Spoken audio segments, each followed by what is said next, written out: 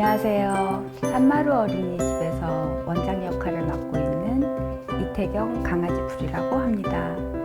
이렇게 만나뵙게 돼서 반갑습니다. 제가 준비한 내용은 여러분들이 만나게 될 아이들과 어떻게 상호작용하면서 살아가야 하지에 대한 제 경험을 토대로 한 이야기입니다.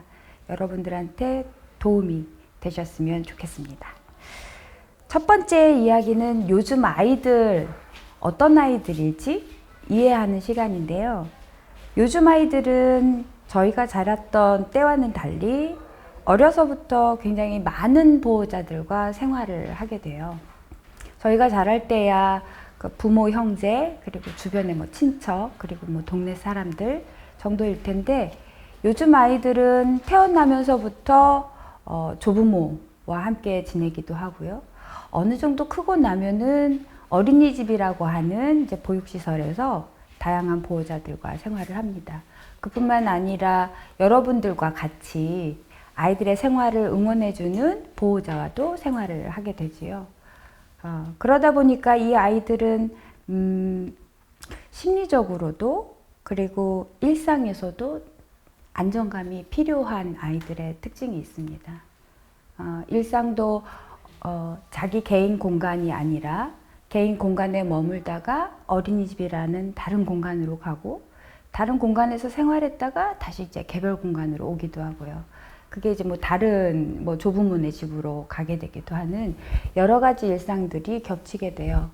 그래서 어찌 보면 요즘 아이들한테는 굉장히 많은 어른들의 어떻게 보면 가치관, 그리고 태도, 그것에 맞춰서 내가 살아야 되는 그런 특징을 가진 아이들이죠. 어떻게 보면 좀 짠하고요. 그래서 우리가 어떻게 하면 좀 일관되게 지원을 해주지, 그리고 어떻게 하면 이 아이들이 여러 공간을 오가게 될 텐데 좀 안정감 있고 끊기지 않는 생활 리듬을 만들게 해주지, 이게 가장 우선되는 고민인 것 같아요. 그 다음 저희 아이들의 특징은 놀 친구도 딱히 없고, 그리고 놀 공간도 없고, 그리고 놀 시간도 많지 않습니다. 초등까지 돌봄을 하시게 될 텐데요. 초등학생 아이들이 학교 생활 마치고 학원 다니다 보면 놀 시간도 없어요. 그리고 그게 어린 연령의 아이들이라 하더라도 어린이집이라고 하는 단체 생활을 마치고 나면 사실 다 개별 공간으로 가기 때문에 충분하게 놀 수 있는 공간이나 시간, 친구들을 갖지는 못하는 아이들의 모습들입니다. 그 다음에는 이제 크게 먹고 자고 하는 일들에 굉장히 풍족해졌어요. 예전에는 그래서 한국 사회에서는 아이들을 잘 먹이는 일들이 엄청 중요한 일들이었는데 지금은 그렇지는 않아요. 먹거리가 많이 풍족해졌죠. 그래서 우리는 좀 몸에 배인 게 남은 음식은 남기지 말고 싹싹 잘 먹어야 하고, 골고루 먹어야 하고, 그리고 끼니가 되었으면 좀 풍족하게 많이 먹어야 된다, 이런 생각을 갖고 있는데, 그러다 보니까 아이들한테는 먹는 게 고역인 시간이 되기도 해요. 그래서 좀 여유롭게 생각하자, 아이들이 먹는 것, 이것 이외에도 잘 먹고 잘 크고 있으니까 좀 그런 태도도 필요해 보입니다. 그리고 마지막으로는 요즘 아이들 뿐만 아니라 어쩌면 우리가 자랐던 세대와 굉장히 다른 세대들이, 이제 젊은 세대들이 되었죠. 그래서 인권 감수성이라고 해서 존중감, 누군가를 존중하는 일들이 상당히 중요해졌어요. 그래서 취존이라고 하는 유행어도 있을 만큼. 그래서 우리가 자랐던 공동체 시대의 생각이나 태도보다는 각자의 개별이 원하는 것을 우리가 어떻게 존중해 줄 것인가, 그리고 그 각 개인들이 타인과 어울려서 지내면서 서로를 어떻게 존중할 것인가, 이것이 되게 중요한 시기입니다. 그래서 우리가 살았던 방식을 조금은 벗어나서 우리 아이들이 살게 되는 세상을 그리면서 개별을 존중하고, 그 개별이 자기만 존중되는 게 아니라 같이 어울려 살 수 있는 존중감을 키울 수 있도록 우리가 생각해 봐야 될 지점입니다. 구체적으로 들어가게 되면은, 우리는 이제 아이들을 만나게 되면 아무래도 어른이니까 우리 자라는 아이들한테 필요한 교육을 하게 되죠. 그게 잠재적이든 아니면 보여지는 행동 수정이든.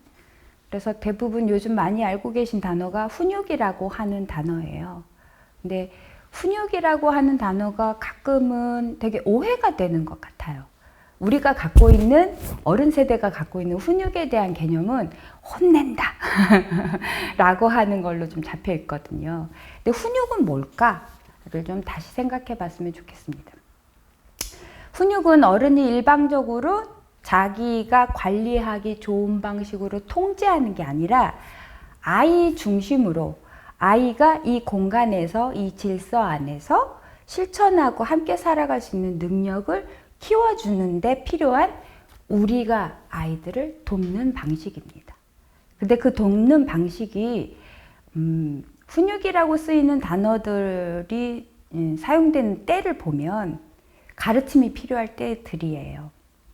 그러다 보니까 혼낸다 라고 생각을 많이 하게 됩니다. 자연스럽게. 근데 혼내는 게 아니라 어른스럽게 가르쳐 주는 것이라고 이해하시면 좋을 것 같아요. 그래서 그럴 때 혼낸다는 건 어찌 보면은 당장 그 행동을 멈춰야 되거나 아니면 단호하게 안 된다고 말해줘야 되는 순간들입니다. 그럴 때 어른스럽다라고 하는 건 내가 지금 느껴지는 감정, 화, 도대체 왜 말을 해도 이해를 못하는 거야 라고 하는 내 감정을 좀 객관화해 두고 그 아이한테 필요한 것을 내가 지원하는 것이 정말 궁극의 훈육이다, 이렇게 강조해서 말씀드리고 싶어요. 그 다음 페이지를 보시면 그 훈육에서 좋은 어른이 되는 것, 그러니까 어른 된다는 게 뭘까라고 하는 것인데, 아이의 문제 행동을 바라볼 때 우리가 내가 지금 이 아이한테 좋은 어른인 것인지, 아니면 내가 내 감정에 쌓인 정말 어른스럽지 못한 태도를 갖는 것인지 한 번쯤 자기 점검들이 필요해요. 그럴 때 구분할 수 있는 건 내가 지금 이걸 참기 힘들어하는 것인지, 아니면 그 아이한테 진짜 이거는 필요해, 가르칠 필요가 있어 라고 판단하는 것인지를 한 호흡 가다듬고 생각해 보시면 아마 대부분 좋은 어른 역할을 하실 수 있을 거라고 생각해요. 예를 들자면 아이들이 블럭 쌓기를 막 하는데 안 돼서 확 짜증이 나고 집어 던지기도 하고 하고, 좋지 않은 표현, 어떻게 보면 징징댄다거나 운다거나 좀 더 긍정적으로 아니면 조금 더 성숙한 모습으로 표현할 수도 있는데 그렇지 않은 태도를 보일 때가 많죠. 그런 상황에서 우리는 어떻게 하는가 라고 보여진다면, 또 울어? 징징거리지 말고 똑바로 말을 해. 나 하나도 못 알아듣겠다, 네가 하는 말. 대부분 이 상황이라고 하면 여러분들이 제가 아까 한번 판단해 보시라고 했던 것 중에 내가 불편한 것인지 그 아이한테 필요한 것인지, 사실 이렇게 말한다 그러면 우리 마음속 깊이 지금 네 행동이 내가 진짜 마땅치가 않아 라고 하는 말밖에는 되지 않는다는 거죠. 아이한테 들리는 말은, 메시지는 딱 그거입니다. 그러면 그런 상황일 때 어른스럽게 하는 거는 어떻게 할 수 있을까? 그 부분은 네가 지금 블럭 쌓기가 안 되니까 진짜 답답하구나, 속상해? 라고 물어봐 주시는 거예요. 속상해. 그래, 잘 안 될 때도 있어. 나도 그래. 그런데 그럴 때마다 그냥 울어버리면 뭐가 잘 될까? 그럴 땐 도와줘. 나 이거 잘하고 싶어. 이렇게 말하면 돼. 라고 짚어주는 거예요.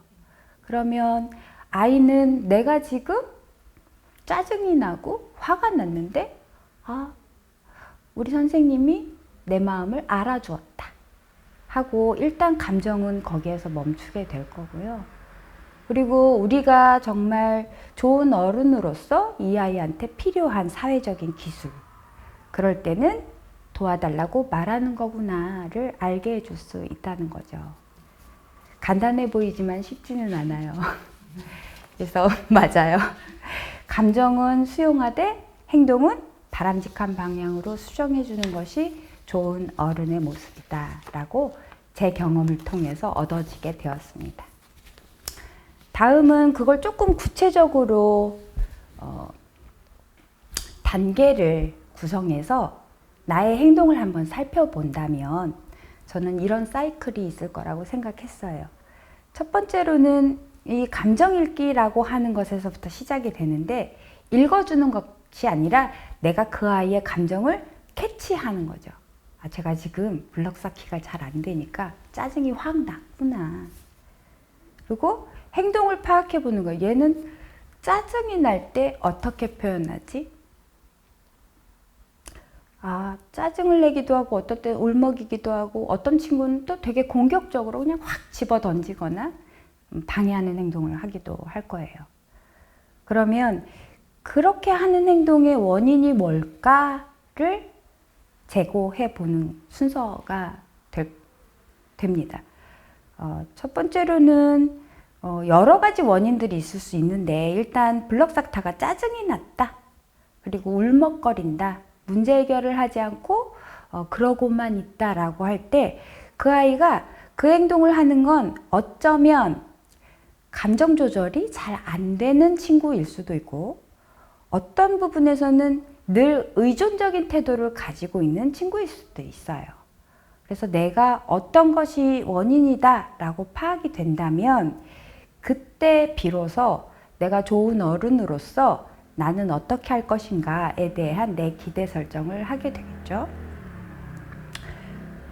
이 단계를 간다면 아까 말했듯이 내가 참기 힘든 것과 그리고 이 아이한테 필요한 것을 내 스스로가 자정작용해 볼 수 있는 단계라고 생각합니다. 그렇게 해서 원인이 감정조절 능력의 문제였다 라고 하면 아이한테 말을 걸어줄 수 있겠죠. 아, 숨 한번 들여 마셔봐. 아니면 너무 아이가 격앙된 감정을 겪고 있으면 좀 토닥토닥 해주고 진정하게 하고 다시 한번 해보자 라고 이야기해 줄 수 있겠죠. 아니면 좀 의존적인 태도를 가진 친구구나 라고 생각하시면 일단 그럴 땐 도와주세요 라고 말하면 내가 언제든지 도와줄 수 있어. 누구든지 잘 안 될 때가 있거든 이라고 아이한테 이야기해 주실 수가 있습니다. 그리고 여기 긍정 한계선이라고 하는 건 이런 아주 긍정적인 대안들을 제시해 주는 것을 다 포함하고 있는데요. 긍정이라고 해서 모두 다 좋게만 한다라고 하는 것은 아니에요.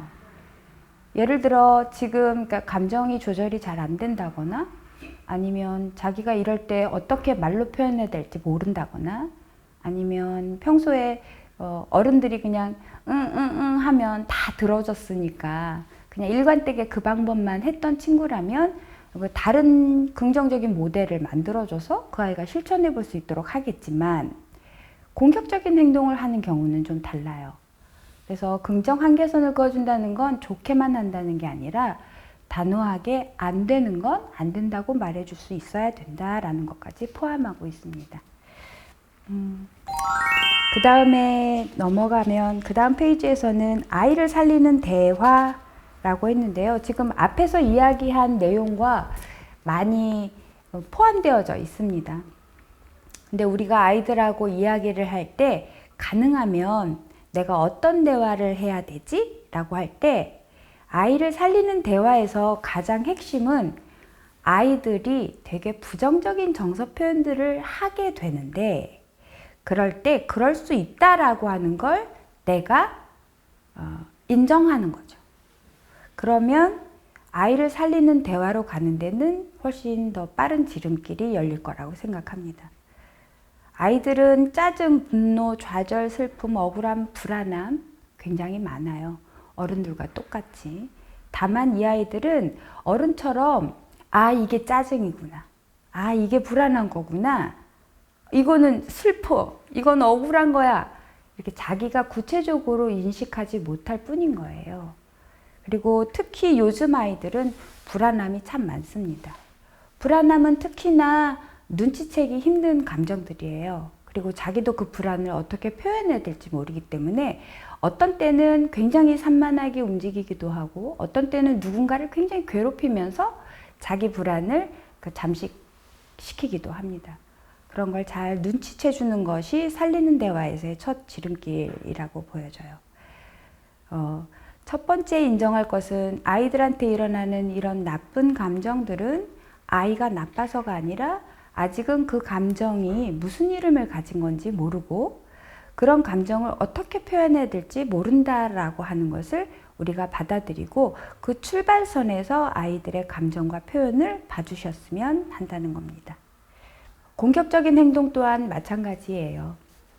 아까 그 사이클에서 보셨다시피 원인을 파악할 때 제가 자꾸 공격적으로 친구들을 괴롭힌다거나 하는 일들은 왜 일어나는 걸까 했을 때 그 아이가 갖고 있는 불안함이 보일 수도 있고 놀고 싶지만 제대로 놀아줄 어떤 파트너를 찾지 못한 어려움일 수도 있고요. 그런 것들을 잘 살펴서 그 아이들의 감정을 고스란히 잘 읽어주시면 그것 자체가 살리는 대화의 출발점이 될 수 있습니다. 그리고 아이를 살리는 대화에서 가장 중요한 부분은 이런 감정을 눈치채는 것임과 동시에 아이들한테 그 감정이 무엇인지 구체적으로 이름 지어 주는 것이 굉장히 중요한 학습이에요. 너가 지금 짜증이 났구나. 무엇 때문에 불안하구나. 친구가 이걸 가져가서 너가 지금 슬프구나. 너는 그럴 뜻이 아니었는데 친구가 오해해서 억울하지? 라고 표현해 주는 것이 영유아기 아이들, 심지어는 초등 저학년 아이들까지 감정교육에서 굉장히 중요한 부분이에요. 그러니까 우리는 살아봐서 여러 가지 감정을 겪어봤으니까 좋은 이끌미가 되어주실 수 있을 겁니다. 그 다음 아이를 살리는 대화에서 우리가 가져야 될 커다란 두 가지, 앞에서 반복돼서 얘기했지만 긍정 한계선을 제시하는 것입니다. 되는 것과 안 되는 것을 구분해 주는 것만큼 좋은 어른은 없는 것 같아요.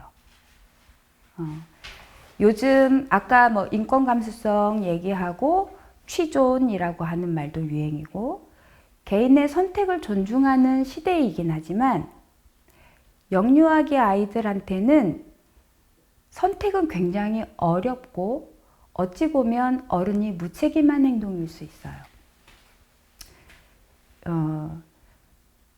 선택보다는 어른이 적정한 환경을 만들어주고 그 안에서 정말 아이들이 고를 수 있는 환경이라면 한 가지에서 두 가지 정도를 두고 무엇이 좋을지를 선택하도록 범주를 마련해 주는 게 아이들한테는 심리적으로도 안정감이 생기고 그리고 그 환경 안에서 이루어지는 것은 내가 무엇을 해도 좋다라고 하는 범주의 자유이기 때문에 아이들의 자유는 방대하게 풀어주는 게 아니라 어른들이 책임질 수 있는 것, 그 책임 안에는 물리적 환경에 대한 책임도 있지만 심리적 환경, 그리고 사회적 환경.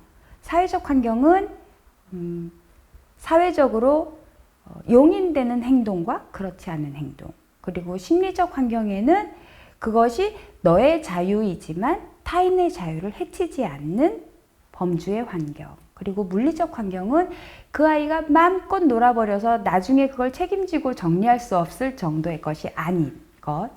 또는 물리적 환경에서는 이 아이가 예를 들어 위험한 공간이 바로 옆에 있는데 이 아이한테 선택권의 가이드를 주지 않고 막연하게 공간의 선택을 주게 되면 위험한 상황에 대비할 수 없는 것들, 이런 것들을 어른스럽게 한번 고민해서 제시해 주셔야 되는 것이죠.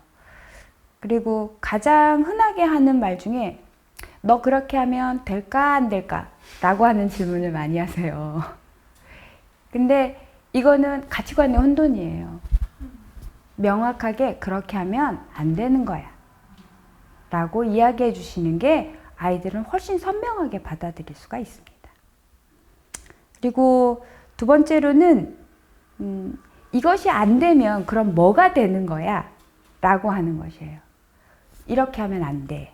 그럴 땐 이렇게 하는 거야 라고 대안을 같이 제시해 주셔서 아이들이 이게 억압이 아니라 내가 이거는 안 되지만 이렇게 할 수 있구나 라고 다양하게 문제를 해결하고 사회를 살아갈 수 있도록 도와주시면 아주 훌륭한 어른이시겠죠.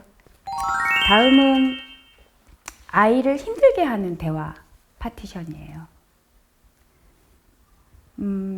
이건 대화를 한다는 건 내가 살아온 인생을 배경으로 하는 거기 때문에 순식간에 바뀌지는 않습니다.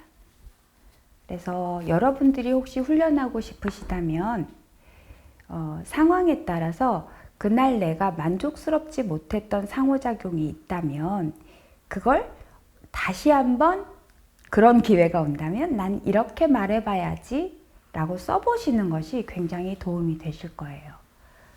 이거는 우리 자체가 훈련이 되어 있지 않기 때문입니다.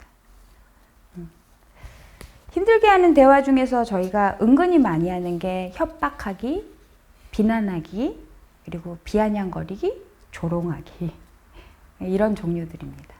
그리고 니 탓하기, 아이 탓하는 거. 예를 들면 여기 예시가 있어요. 내가 조심하라 그랬지. 너 도대체 몇 살이야? 다 커서 이것도 못해? 안 되겠다. 앞으로 요구르트 못 먹게 해야겠어. 내가 안 흘리게 조심하라고 몇 번을 이야기해. 그런데 네가 말 안 들었잖아. 이제 안 줄 거야. 여기에 지금 우리가 얘기한 협박, 비난, 비아냥거리기, 그리고 아이 탓하기가 다 들어가 있어요. 사실은 어쩌면 그때 우리 감정은 또 닦아야 돼? 요구르트를 또 닦아야 돼? 한 번에 안 될까? 뭐 이런 마음일 수 있다는 거죠. 그 다음에서 살펴볼 건 그럼 힘이 나게 하면 어떻게 하면 힘이 날까? 여러분들이 가장 잘 아는 말이 있죠. 칭찬은 고래도 춤추게 한다 라고 해요. 근데 칭찬이 영혼이 안 들어가면 영향력이 없어요. 그리고 무작위한 칭찬 남발은 오히려 아이들한테 무자극이 되기도 합니다. 적절하게 잘 써야 되는데요. 칭찬은 굳이 찾으려고 하지 마시고 아까 대안을 제시해 주는 것이든 긍정 한계선을 제시해 주는 것이든 아니면 아이의 감정을 읽어주는 것이든 이 안에 칭찬이 다 담겨 있습니다. 그리고 격려도 담겨 있습니다. 그러니까 따로 굳이 칭찬거리를 찾는다, 격려거리를 찾는다 하지 마시고 그런 상황에서 감정이 배제된, 내 감정이 들어가지 않는 긍정 한계선과 대안을 제시해 준다면 그 안에 분명 칭찬과 격려가 함께 곁들이게 됩니다. 같은 상황에 요구르트를 흘렸다 라고 했을 때 우리가 해줄 수 있는 좀 어른스러운 말들은 요구르트 엎질러졌네. 괜찮아. 실수할 수 있어. 닦으면 돼. 걸레 어디 있지? 저기 있다. 가져와서 닦아볼래? 닦으면 괜찮아. 이거 봐. 깨끗하게 닦아졌지? 이번에는 새로 잘 한번 따보자 라고 이야기해 주는 거. 잘했다. 깨끗하게 닦아졌네. 이 안에는 칭찬과 격려 모두가 담겨있는 말들입니다. 그 다음에서는 요즘 달라진 시대만큼 이건 좀 곤란하다. 우리가 해왔던 방식에서 이건 좀 아닌 것 같아요 라고 말씀드리고 싶은 건데요. 첫 번째로 성인지 감수성이라고 해요. 말 자체가 쉽지 않죠. 근데 요즘 어른들 세계에서도 굉장히 핫한 이슈예요. 예전에는 뭐 상사가 약간의 오늘 좀 새끈한데 뭐 이런 말 해도 참 불편하지만 뭐 이렇게 지나갔다면 요즘 이런 말들은 범죄이죠. 그래서 우리가 아이들을 대할 때도 예전에 어르신들이 하던 아니면 저한테도 익숙한 그럼 뽀뽀 한번 해줘 뭐 이랬던 것들, 그건 요즘 우리가 갖춰야 되는 미래 세대의 아이들에게는 적절치 않은 관계 방식입니다. 우리 때는 그게 이제 친밀함의 표현이기도 하고 그리고 내가 너를 되게 사랑한다라고 하는 표현이기도 하지만 그냥 뽀뽀해주면 내가 뭐 해줄게 라고 하는 것은 성을 매개로 한, 성을 도구로 아이들의 사고 파는 것까지는 아니지만 이런 교환 원리로 다가갈 수 있어요. 그래서 이 아이들이 잘 자라서 또래들과 그리고 그 세대들과 함께 지낼 때 이것에 익숙해지면 그 아이들은 사회에 나가서 다른 친구들한테 그렇게 할 수 있잖아요. 그래서 우리가 먼저 고쳐서 우리의 행동을 수정하고 우리의 사랑의 방식을 달리 표현해 줄 필요가 있을 것 같습니다. 뭐 궁디팡팡 치는 것도 우리한테는 좀 예사였고요. 그리고 길 가다가 남자아이 같은 경우는 소변 마렵다 그러면 아무 데서나 그냥 바지 훅 내려가지고 소변 보게 해주고 했었는데 요즘에는 자기의 신체를 노출하는 것에 대해서 어려서부터 잘 교육받을 필요가 있습니다. 그래서 자신의 신체를 어떻게 보호하고 그리고 어떻게 관리하고 타인한테 침해가 되지 않으려면 나는 어떤 행동을 해야 되는지 내면화될 수 있게 잘 도와주셨으면 좋겠어요. 그리고 예민해진 건강과 위생입니다. 우리 때는 뭐 지금도 우리가 식문화는 찌개 하나 놓고 다 같이 숟가락 떠먹는 문화가 있긴 하지만 앞으로 코로나19 때문에 이런 식문화도 좀 다변화할 거로 보여지긴 해요. 그걸 떠나서라도 저희가 자랐을 때 뭐 애들은 뭐 흙도 퍼먹고 자라는 거지. 그리고 더러워야 더럽게 커야 돼. 그래야 애들이 건강해. 예, 이런 생각들을 많이 해요. 그게 이제 저희들의 경험이었는데 요즘은 그냥 세대나 가치관이 달라져서만이 아니라 삶의 환경이 달라졌기 때문에 건강을 지키기 위한 위생적인 자기관리가 굉장히 중요해졌습니다.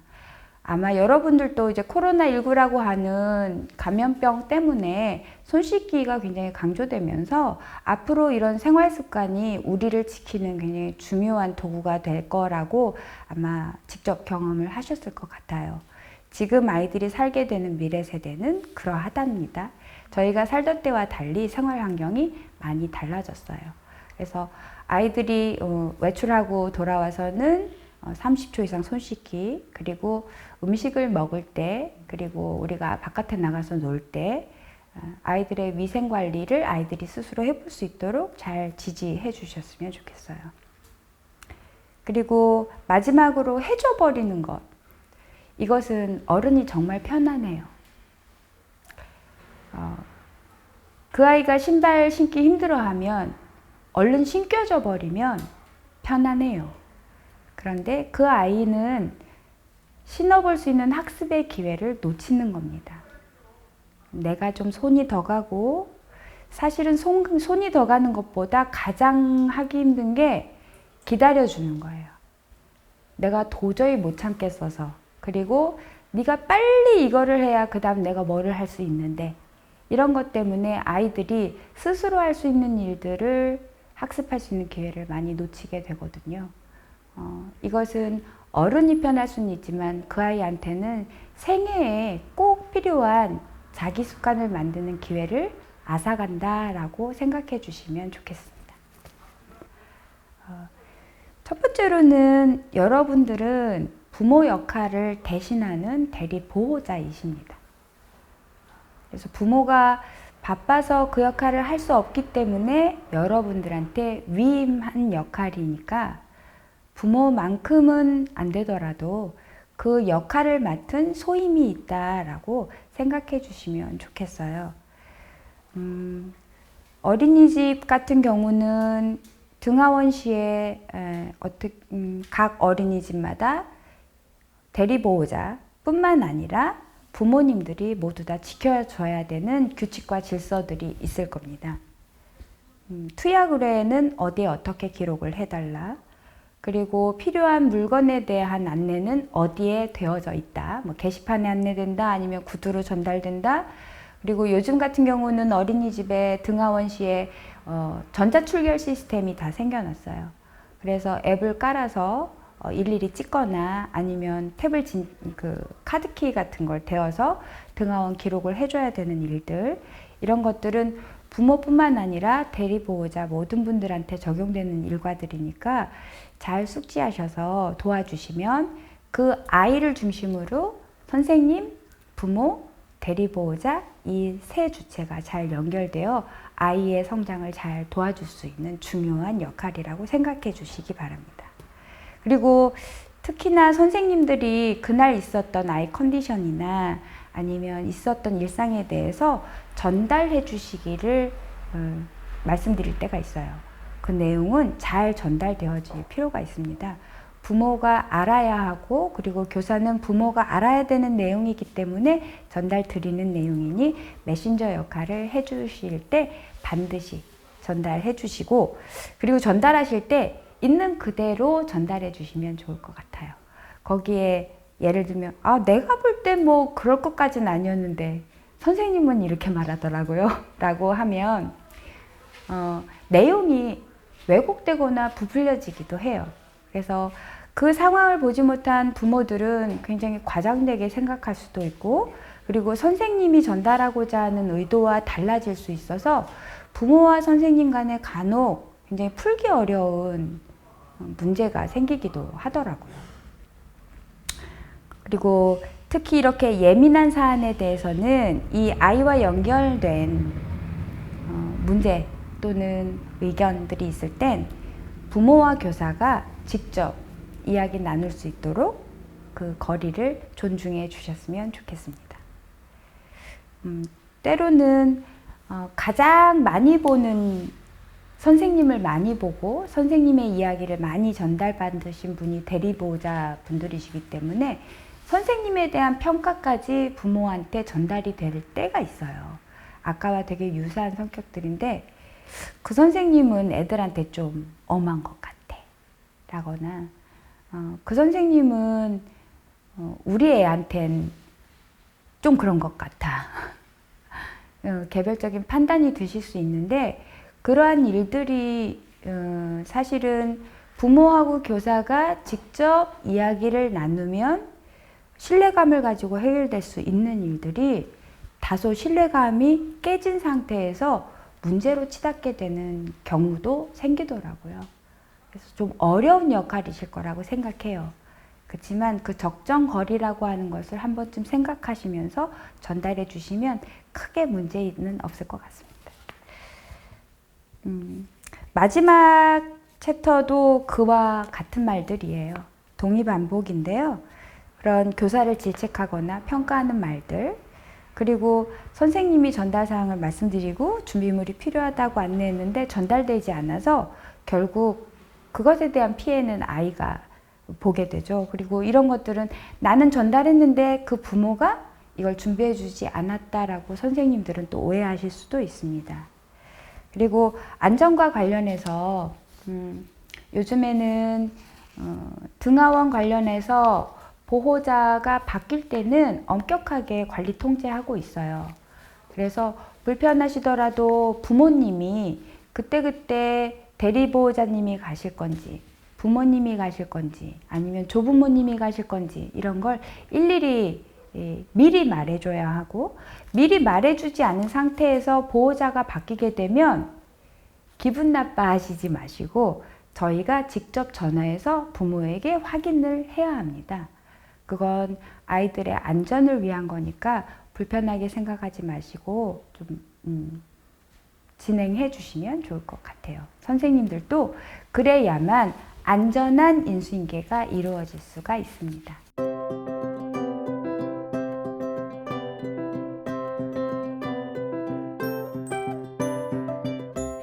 네, 질문이 들어와서 말씀드릴게요. 아이들 나이에 따라서 굉장히 독특하죠. 자라나는 게 다 다른데 그때 필요한 게 뭘까? 정리해서 좀 간단히 말씀드리면 3살 아가들은 굉장히 사랑스러운 나이입니다. 그냥 말하는 것 자체가 표현 자체가 다 효도인 나이예요. 예뻐요. 그래서 우리가 사랑을 듬뿍 주고 싶은 나이죠. 그러다 보니까 얘가 어떤 표현도 하지 않았는데 다 알아서 떠받쳐질 수가 있어요. 근데 이때는 아이들이 자기가 필요하면 뭔가를 통해서라도 표현해서 그게 말, 몸짓, 그리고 타인들은 부탁할 때 이런 걸 하더라. 뭐 이런 걸 다 포함해서 말을 배우는 시기니까 아이들이 구체적으로 자기 표현을 하면 그것이 이루어질 수 있도록 좀 기다려 주시고 도와주시면 좋을 나이입니다. 그 다음 4살은 참 애매하게 예쁜 나이예요. 아이들이 분명히 못할 걸 아는데 3살은 못할 거 빤히 아니까 이렇게 입 내밀고 먹여주고 뭐 숟가락 떠주면 이렇게 들어보는 정도를 했는데 분명히 흘릴 거 다 아는데 자기가 하겠다고 막 하죠. 그래서 저걸 내가 다 치워야 되는데 하는 걱정이 굉장히 많이 드는 나이. 네, 어쩔 수 없어요. 그 시기는 조금 내가 손이 더 가더라도 자기가 해보게끔 편안하게 좀 도와주시면 쑥 자랄 겁니다. 그래서 그 쑥 자란 아이가 5살이 될 텐데요. 얘가 그 정도 내가 참아줬고 자기가 해본다고 그래서 했고, 그래서 자기 생활 어떻게 보면 신발도 신고 밥도 좀 먹을 줄 알고, 그리고 이제 말도 제법 잘하고 친구들이랑 어울릴 줄도 알고 해서 뭔가 좀 큰 나이처럼 보여요. 근데 굉장히 애매하게 큰 나이더라고요. 5살이라고 하는 나이가. 아직은 자기가 혼자 할 수 있는 일들을 많이 연습해야 되는 나이예요. 그래서 이때 보기보다 실수가 많을 수도 있고요. 그리고 자기가 생각했던 것보다 잘 되지 않아서 감정이 우르락 내리락 하는 나이입니다. 그래서 자기도 굉장히 힘든 나이예요. 왜 내 뜻대로 안 되지 싶어서. 그러니까 이 아이가 그 과도기를 거쳐가고 있다라고 생각하고 좀 인내해 주셔야 될 거예요. 어린이집에서도 5살 아이들을 키우는 게 제일 힘듭니다. 차라리 해줘서 예쁜 나이가 낫지. 기다려줘야 되는 게 많은 나이는 어른들이 좀 힘들어요. 그래서 여러분들의 심호흡을 가다듬으면서 5살 아이들 좀 예쁘게 키워주시기 바라고, 6살부터는 확실히 이제 어른 손을 많이 필요로 하지 않고 할 수 있는 일들이 많으니까, 그리고 또 대화도 되고 해서 재밌어요. 아이들이랑 뭔가 하는 게. 근데 6살 애들은 그때 굉장히, 그러니까 내가 남성인가 여성인가 하는 되게 성에 대해서 관심이 많은 게 좀 대부분의 특징입니다. 그래서 여자아이들 같은 경우는 엄청 치장을 열심히 해요. 그리고 우리가 성인지 감수성 뭐 이런 얘기 했는데, 뭐 여자 남자 차별하는 그런 말은 아니면 표현은 여자는 무슨 색깔, 여자는 공주 이런 거 안 좋다고 했는데 얘는 왜 자꾸 공주를 하겠다고 하고 막 분홍분홍하고 남자애는 파랑파랑하고 막 뭐라고 하죠? 막 칼 들고 이럴까? 이건 좀 내가 바로잡아줘야 되지 않아? 이렇게 생각하실 수 있는데요. 그때 그냥 마음껏 자기성을 즐기게 두세요. 괜찮습니다. 그 시기 지나면 내가 여자구나 라고 자기가 정체성을 갖는 순간 거기에서 좀 자유로워져요. 그때만큼은 마음껏 분홍을 즐기고 마음껏 칼을 즐기도록 믿고 기다려주시면 되는 나이입니다. 네, 6살 여자아이들을 만나시게 되면 그때부터 이렇게 따박따박 말대답이 시작이 될 거예요. 얘네들이 이제 생각하는 능력이 발달하기 시작하면서 그래요. 예전에는 역설적으로 추론하거나 뭔가 의도를 가지고 하는 일들이 쉽지 않았어요. 생각주머니가 그렇게 발달하지 않았기 때문에 얘가 그만큼 컸다는 뜻이에요. 그러니까 여러분들이 얘네들이랑 대화하면 재밌어 라고 즐기실 수 있는 거죠. 어른들과 농담도 하게 되고요. 그래서 아이들에 따라서는 굉장히 그게 빠른 아이들은 내가 어른들이랑 한 농담에도 피식피식 같이 웃고 뭐 이렇게 응대도 같이 합니다. 근데 모두 다가 그렇게 빠르다는 건 아니지만 대체로 그래요. 그래서 이게 어른한테 말대답을 하네 라고 생각하지 마시고 얘가 이렇게 컸구나 이렇게 봐주시면 좋을 것 같아요. 근데 불편할 땐 좀 불편하다고 말해주는 것이 이 나이 때 도움이 됩니다. 다 받아줘야지 이렇게 생각하는 게 아니라 받아줄 수 있는 것과 못 받아주는 게 있겠죠. 그렇다고 말싸움을 하라는 건 아니에요. 그리고 7살들은 특히 남자애들의 변화가 좀 많이 커요. 남자애들은 터치하지 않기를 바라는 경우가 많아요. 그래서 7살들은 주로 협상을 많이 하려고 할 겁니다. 여러분들이랑. 근데 이 협상도 되게 중요한 사회적 기술이에요. 근데 그게 너무 남용되면 안 되지만, 그래서 협상이 좀 건강하게 되려면 회의 방식을 갖는 것이 좋아요. 이 아이들은 예를 들면 우리가 이제 일주일 동안 저녁에 매일 만난다라고 치면 우리가 월요일부터 금요일까지 뭐 하고 놀면 좋을지, 어디를 가고 싶은지 그걸 같이 결정하는 날을 만든다. 그래서 나는 월요일 날 놀이터 가고 싶어. 그래서 이 가이드는 어른이 제시해 줘야겠죠? 선택할 수 있는 가이드. 에버랜드 가자고 한다고 내가 가줄 수 있는 건 아니니까 선택할 수 있는 범주 안에서 자기 계획을 해볼 수 있도록 지원해 주면 아이들은 자기가 굉장히 인생의 주인공이라고 생각하는 나이기 때문에 평화롭게 잘 지낼 수 있을 나이입니다.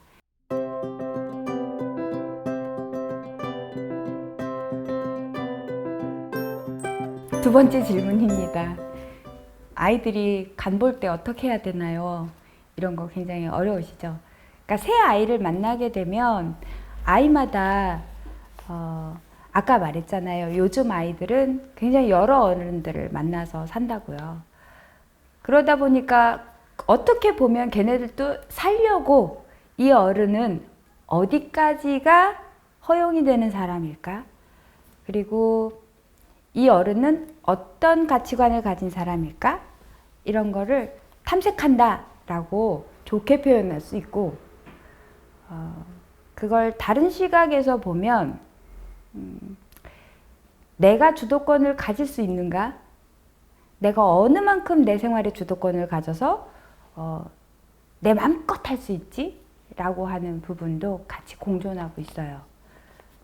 간 보는 거는 기본적으로 좀 어른스러운 태도가 필요합니다.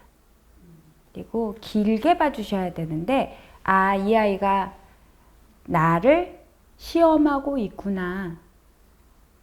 그러면 나는 어떤 사람인지 잘 안내해 줘야겠다 라고 생각하시면 감정적으로 변하지는 않으실 거예요. 근데 나를 안내할 때 되는 것과 안 되는 것, 이건 되고 이건 안 돼. 그리고 나는 이걸 이렇게 할 수 있고 저렇게 할 수 있어. 네가 이렇게 하는 건 허용할 수 있지만 이건 할 수 없어. 이런 가이드를 계속 꾸준히 주시는 게 필요해요. 그런데 아이들은 기술이 없어서 주도권을 뺏어오기 위해서는 굉장히 어른을 곤란하게 만드는 행동으로만 합니다. 마음을 상하게 하는 행동으로만 할 수가 있어요. 다른 멋진 기술이 아직 없거든요. 그래서 화를 나게 하고 그러죠. 근데 그때 성인고차처럼 다 받아주실 수 없어요. 그때는 내가 느끼는 온전한 기분과 상태를 잘 전달하실 필요가 있습니다. 그럴 때 좋게 얘기해 준다고, 그렇게 말하면 기분 나빠, 이러시면 안 돼요. 감정과 표정이 같아야 합니다. 그렇게 말하는 거 정말 기분 나빠, 안 했으면 좋겠어. 정색을 한다고 하죠. 화내는 것과 정색을 하는 건 좀 달라요. 내 감정을 전달하는 게 아니라 내 지금 있는 상태와 내 감정을 네가 진짜 느끼길 바래. 그리고 난 참 불편해. 앞으로 안 그랬으면 좋겠어. 이거 한 번 말한다고 애들이 되면 참 좋겠는데 그렇지 않을 거예요. 그래서 꾸준하게 해주실 필요가 있습니다. 근데 이것이 빨리 잡히는 친구들은 다행인데 오래 끌고 가고 더 강력해지는 친구들이 있습니다. 대부분 이렇게 강력해지는 친구들은 상당히 불안해. 나는 엄청 불안하고 나는 누군가를 믿는다는 게 상당히 쉽지 않아 라고 하는 표현일 수 있어요. 그래서 그때는 어찌 보면 우리가 이제 가슴 저편에서 이제 끌어올리는 믿음과 사랑이 필요한 순간인 것 같아요. 예를 들면 나를 이렇게 밀치는 건 안 돼. 근데 내가 도와줬으면 좋겠으면 나를 이렇게 만지면 내가 그 뜻인 줄 알게. 1단계. 또는 좀 큰 아이 같으면 네가 지금 도움이 필요한 것 같은데 나를 이렇게 밀치는 그런 상황이 생겼다라고 하면 나는 지금 이렇게 밀치고 나를 아프게 하는 거 정말 불편해. 안 했으면 좋겠어. 그런데 네가 내 도움이 필요하면 도와줘라고 말해. 그럼 나 언제든지 달려갈 거야. 그리고 그 언제든지 달려간다는 말에 신뢰감을 가질 수 있게 직접 그렇게 해주셔야 돼요. 그래서 표정과 행동이 매일매일 안정적이고 반복되어서 이 아이가 비로소 안심하고 믿고 평화를 찾을 수 있게 도와주셔야 하는 아이들입니다. 쉽지 않지만 우리가 만나게 될 아이 중에는 분명히 있을 거예요. 근데 그건 그 아이의 문제가 아니라 그 아이가 처한 상황의 문제입니다. 그걸 우리가 같이 어른스럽게 보듬어 주셨으면 좋겠습니다. 여기까지 이렇게 제가 준비한 내용을 전달해 드렸는데요. 같은 말을 여러 번 한 것 같기도 하고, 그리고 어떻게 보면 너무 잔소리처럼 전달했나 라는 생각도 드는데요. 제가 전달해 드리려고 하는 내용이 여러분들한테 최선을 다해 잘 닿아갔으면 좋겠고, 여러분들과 또 저는 현장에서 만나게 될 사람이니까 어린이집의 선생님들, 그리고 저희 맡기는 부모님들, 그리고 대리보호자 여러분들 모두 다 건강하고 서로 행복한 소통하는 관계를 갖고 싶습니다. 만나 뵈서 반갑습니다. 감사합니다.